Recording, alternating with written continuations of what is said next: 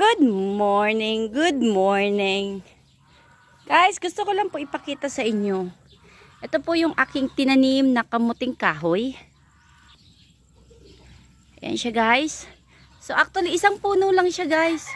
Kaya lang, yung mga tumubo sa kanyang ito na mga sanga-sanga. Ayan, 3. Pero actually guys, isang puno lang siya. Kung bibit-bitin mo lang yung isa, yan. Isang puno lang talaga siya guys.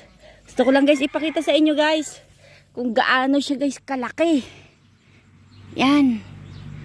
Actually ano pa lang to guys, bali 3 months. Pero ganito na siya kalaki guys. Grabe.